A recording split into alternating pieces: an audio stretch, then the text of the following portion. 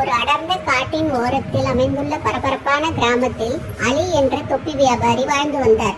அவர் தனது வண்ணமயமான தொப்பிகளுக்காக நன்கு அறியப்பட்டவர். ஒவ்வொன்றும் மிகச்சிறந்த கற்பனைக்கு எட்டாத வண்ணத்திலும் வடிவத்திலும் இருந்து அவரது தொப்பிகளை வெகு தொலைவில் இருந்து மக்கள் வாங்க வந்தனர். ஒரு நாள் அலி சந்தையில் தனது கடையை அமைப்பதில் மும்முரமாக இருந்தபோது ஒரு குறும்புக்கார குரங்கு அருகில் உள்ள மரத்தில் இருந்து ஆடுவதை கவனித்தார்.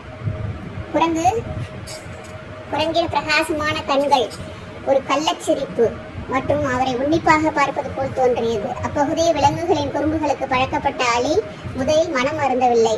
ஆனால் நாள் செல்ல செல்ல குரங்கு தைரியமாக வந்தது.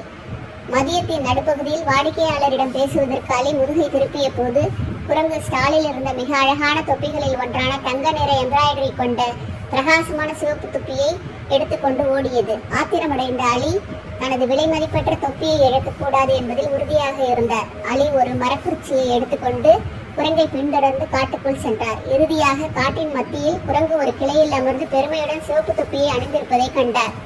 அலி பெருமூச்சு விட்டு குரங்கை அழைத்து, தயவு செய்து அதை திருப்பிக் கொடு, அந்த தொப்பி எனக்கு மிகவும் சிறப்பு வாய்ந்தது என்றார்.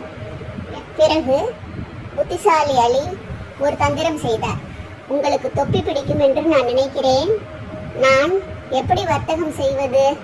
என்னிடம் வேறு பல தொப்பிகள் உள்ளன. இதைவிட சில அழகான தொப்பிகளும் இருக்கிறது. நீங்கள் புதிதாக ஒன்றை முயற்சிக்கலாமே.